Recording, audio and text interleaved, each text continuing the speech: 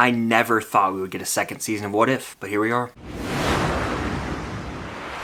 What's going on, guys? I'm Chris, and welcome back to another video. So today I have my review of What If Season 2. I was able to watch all 9 episodes early, so this will be my non-spoiler review of the entire second season. But before I get in this thing, be sure to hit that like button, comment down below your expectations and predictions for What If Season 2. Are you excited for this thing? Subscribe and hit that notification bell to help me reach my goal of 100,000 subscribers here on the channel. It means a lot. And be sure to go check out the Christmas special episode of the Unusual Couple podcast out now. We had so much fun with it. Alright, so when it comes to What If Season 1, I was never really the biggest fan of that show. It felt so disconnected from everything and almost unnecessary that while I found some enjoyment with episodes, I kind of forgot about it as soon as it finished. So going into What If Season 2, I had very low expectations. I watched the trailer, however, and I liked some of the ideas there, and I was like, maybe they can expand it on in actual episodes, and it brings me nothing but pleasure to say this is a step up from What If Season 1. Now, is it upper tier MCU content? Absolutely not, and I'll get into that later in this video, but I'll start with the pros, the things I actually enjoyed with What If Season 2, starting with the obvious here, the animation style. I dug the actual animation and style of Season 1,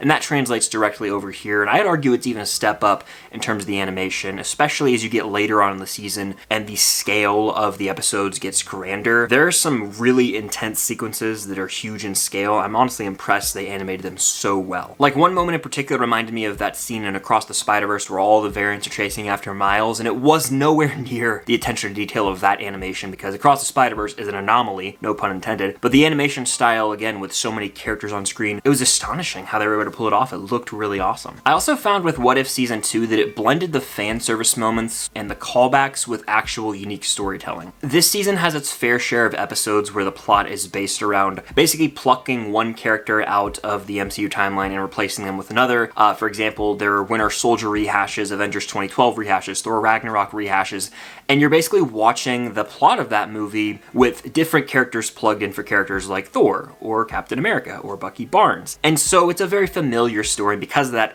they weren't the most interesting episodes. We kind of could predict where everything was going to go, but those episodes were undeniably filled with cool callbacks, got a little nostalgia for me at least, because it took me back to the earlier phases of the MCU, the ones that I still cherish and hold near and dear to my heart. But at the same time, we got episodes that were wholly unique. I'm talking entirely new characters introduced into the MCU, and ones that could potentially be fan favorites, especially episode 6. I won't say too much, but there's a character introduced there, and her powers were so cool, and the world of that episode entranced me. Like, I would love to see more of an exploration of that character, and I think they'll do that in a potential What If Season 3. So bouncing off that, I would definitely say this season had more original concepts. It also balanced the MCU characters that we already know and love. It's not like every episode focused on Iron Man or every episode focused on Nebula. There was a nice balance throughout all 9 episodes to give us a new perspective from a different character. Now, there were some through lines throughout the season, like there were sequel episodes and even sequel episodes to What If Season 1, which I was a fan of because it still made the show feel like it had some sort of continuity as opposed to just being one-off after one-off. That I commended because it did make the show feel more cohesive than Season 1, but like I mentioned, we got a nice mix of all the different MCU characters. It wasn't like it was just Captain Carter's show, and because this season was constantly flipping around characters, it provided for various genres. There are episodes that are straight up sci-fi detective mysteries. There are episodes that are comedy parodies, and there's episodes that are action-packed, but then some episodes that explore multiversal implications. So again, What If Season 2 feels fresher than the first because it's this big blender of ideas, and each episode kept you on your toes. It's not like you're getting a rehash of the previous episode. There was no real repetition, and I appreciated that. It's worth noting that all episodes of What If are going to drop one day at a time, starting on December 22nd today,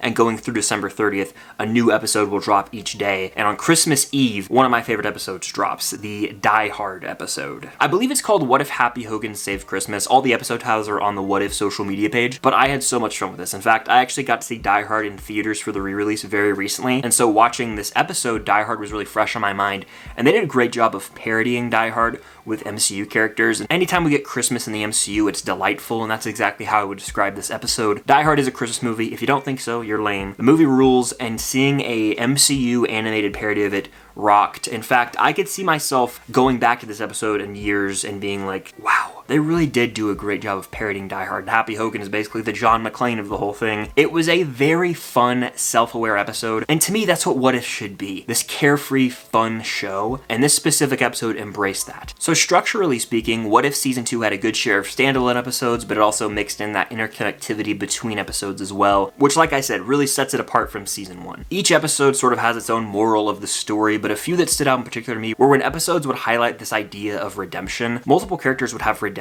arcs over the course of their episodes. I won't say who, obviously, but some were real standouts and were profound in a way, like hit me. I was like, man, what if? Getting me emotionally. And I have to mention Jeffrey Wright as the Watcher. He's got such a soothing voice, and they even reference that at one point in the show, but I love the way that he guides us through and narrates each episode, making this feel like a series that could go on for infinity, and I think that's the plan. It's just something they'll release every now and then, and they can have a fresh batch of ideas as the MCU continues to expand. Eventually we can get What If with Spider-Man and X-Men and maybe even the Fantastic Four or Deadpool. So I think What If is a concept that's never ending, and so it's a smart business model from Disney and Marvel Studios. But because of that, that kind of segues into my cons. At times, What If can just feel like a YouTube segment as opposed to actually deserving its own Disney Plus series, if that makes sense. Like, I think the concept of What If is fun. It could make for a unique little video series, but at times these episodes do feel stretched out to be almost 30 minutes long, when in reality they could be 10 to 15 minutes easily. And so I'll be honest, a lot of these episodes did drag on because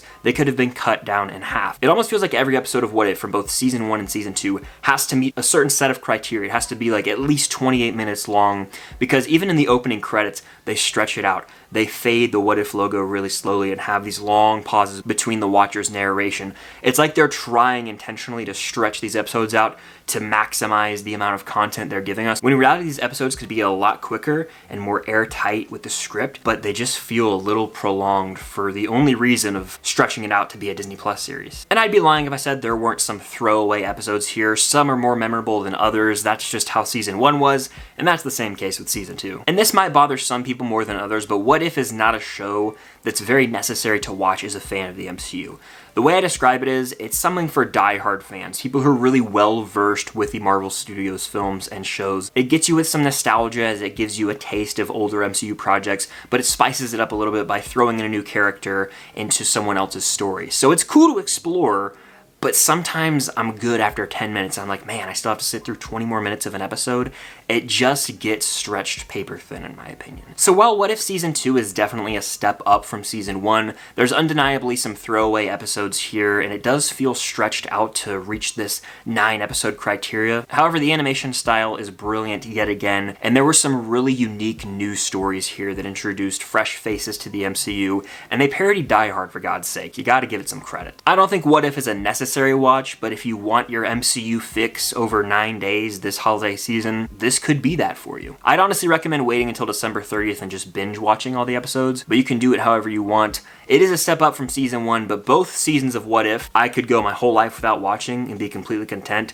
It's just a fun little Saturday morning cartoon type of show that fills the void, I guess, if you want some MCU content in your life. But those are just my honest thoughts on What If Season 2. Let me know yours in the comments down below, as well as your expectations. Do you even plan to watch the show? Let me know that. Subscribe and hit that notification bell to help reach my goal of 100,000 subscribers here on the channel. It would mean a lot. But that's going to do it. Thank you guys, as always, for watching. And until next time, I'll see you guys later.